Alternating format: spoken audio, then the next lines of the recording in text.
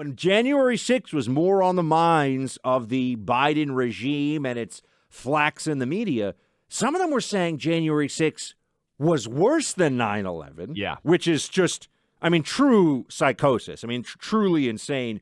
To even talk about these two things, that you have nonviolent offenders being held in solitary confinement, in some cases now for past, 2 years or past 18 months? And to compare that to the incineration of almost 3,000, the deaths either through fire or through the rubble collapsing of almost 3,000 people, mostly Americans, but 3,000 human beings that day. I wonder, Clay, are they this crazy or are they just this reckless when they say stuff like this?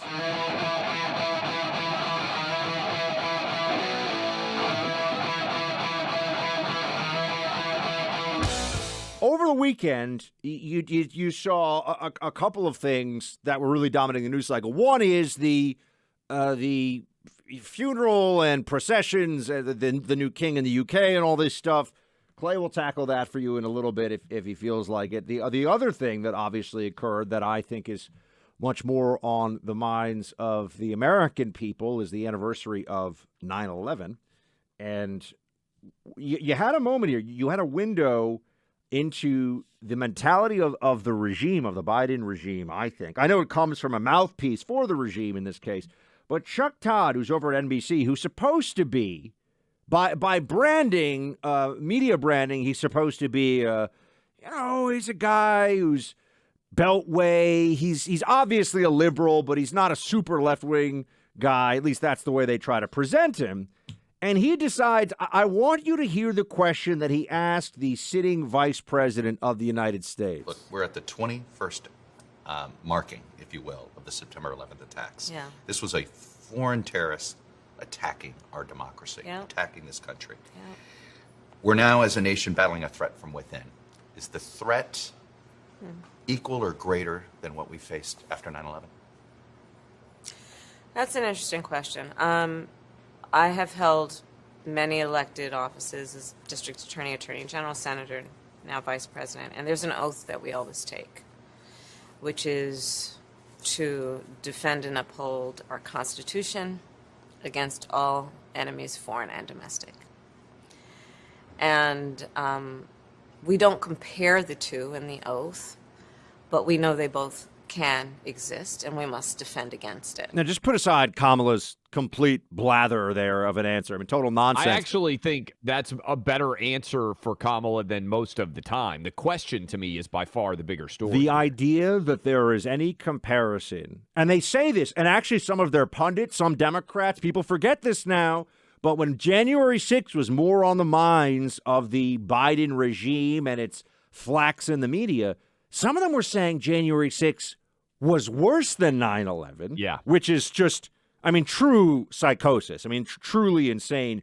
To even talk about these two things, that you have nonviolent offenders being held in solitary confinement, in some cases now for past, 2 years or past 18 months? And to compare that to the incineration of almost 3,000 the deaths either through fire or through the rubble collapsing of almost 3,000 people, mostly Americans, but 3,000 human beings that day. I wonder, Clay, are they this crazy or are they just this reckless when they say stuff like this? You know how these shows work, Buck, but for people who may not be aware, Chuck Todd probably has 20 people on his staff pitching questions. Okay, you're going to have Kamala Harris. Here are a bunch of questions that we think could make sense for her. This was intended, I think, to be a provocative question that might trip up Kamala Harris, which is why I say I think her answer was far better than the question was. But this is emblematic of Chuck Todd and why, frankly, he's about to lose his job. I don't know if you've seen this, Buck. There are lots of reports that meet the press under Chuck Todd. He obviously, if I'm not mistaken, replaced Tim Russert, right, who was sort of an iconic figure in the Chuck Todd Washington stinks. DC This is not. He's just not good. Comparably, he's not very good. But this is to me, embarrassing question that reflects poorly upon he and his staff. because he chose this, but probably somebody pitched this to him, and it's nowhere near remotely similar, right? And you're correct, Buck, that a bunch of MSNBC people and CNN left-wing pundits came on and have argued on air, oh, January 6th is worse than 9/11. So this is not as if Meet the Press just pulled this completely out of nowhere, and maybe Kamala Harris actually paid attention and had been briefed on the idea of a question like this and was prepared for it. Can I just say, Clay, she gave a non-answer. Yes. She did not say that your question is crazy, reckless, and disrespectful. Correct. Because she didn't want to antagonize the 30%, 40% of Democrats who were like, yeah, January 6th is actually worse than 9/11 because they're out of their minds. Yeah, right. But she didn't say it was worse. And that's what I think Chuck Todd was hoping that she would say, which is why I think she was probably briefed. But there's also a great clip here, Buck, that I saw this morning and I thought made a lot of sense that ties in with that Kamala Harris clip. And we've got a couple of Kamala Harris clips because every time she talks, just about gets interviewed, she says something really bad. What I thought was most interesting about this was the idea, essentially, that we have no unity anymore, right? You can look back and say in the 21st century right now, 9/11 is pretty much the only time that we've all come together as a country and been one. Would you say that, Buck, that's fair? By and large, post 9/11, it lasted a couple of weeks, unified. But yes. But, I mean, Bush's overall approval ratings went to 90% or whatever, and it started to fade a little bit. But what I think is interesting here is this Jay Johnson. I think this clip 25 really goes to the essence of it because, Buck, I find myself, as we talked about it a little bit on the 20th anniversary, but on the 21st, how much national unity would 9/11 provoke if it happened today, and how quickly would it turn into another divisive moment? I don't think we would have almost any unity at all. In fact, I think there's a lot of left-wingers who would say America deserves this. But listen to this cut 25 because it's unfortunately, I think, reflective of the world we live in right now. In the aftermath of 9/11, this nation came together in ways that we had not seen for years. I worry that if there were another crisis, another large-scale attack of some sort, we would quickly, politically, fall into various different camps. There may even be an argument about who did it. There might be somebody who says, it was not that group, it was this group, fake news.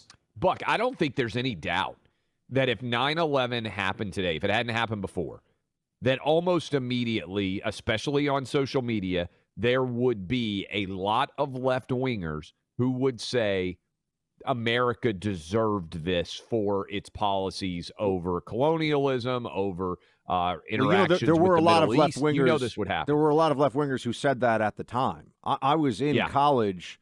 Yeah, and you've told this story. That's a good professor point. came out and said in front of the entire school, the day of 9/11, I had classmates who were finding out that their brothers, sisters, mothers, fathers weren't coming home that day.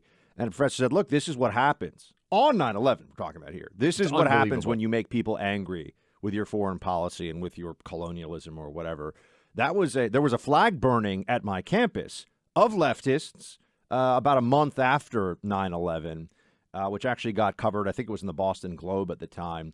So you went to a super left-wing place, right? I mean, Amherst. No, I mean it's pretty much on par with all these places, Amherst and Williams. And I was Princeton in law school. I was at Vanderbilt. It's all the same everybody thing. Everybody was outraged at Vanderbilt. There was no suggestion of, but I do think. Would you agree that what you experienced 21 years ago would be far more likely to be experienced by many people across the nation if this were to happen Here's today? what I think would happen if we suffered a catastrophic first strike attack, whether it was by a terrorist group or by the Russians or the Chinese or Iranians or whomever, right? If we Right. suffered a 9/11, which really the only analogous incident, if you're going to be honest about history, the only thing that really feels close at all to 9/11 is Pearl Harbor, right? The other Correct. massive strike, massive intelligence failure. Those two events are in a category of their own. Different perpetrators, different geopolitics, and obviously historical periods, but those are similar in scale, right? If we had something else along those lines, yeah, I do think it's true that right now you would probably have the immediate effort to use this as a point of political advantage. I do believe the left would do that. I think the impetus on the right is grab the M4s, strap on the helmets, and let's go fight the enemy. I think the impetus on the left now is the right is the enemy, that the domestic enemy of conservatives, of Republicans, is the primary threat to our democracy, even in the face of a real external threat. And I think you saw that mentality on display, quite honestly, during COVID, where, in a sense, the virus was the real enemy. That lasted, 3 months? And then who was the real enemy, Clay? It wasn't the virus that was choking the life out of older people and people who were in ill health. It wasn't the virus that was really the thing that was making people angry. It was those who didn't want to mask up, those who didn't want to shut down businesses. It became conservatives and the right very quickly. They replaced the virus with us. Yeah, I think that's true. I don't think it lasted 3 months. Yeah, no, maybe 3 weeks. It lasted about 2 weeks-ish.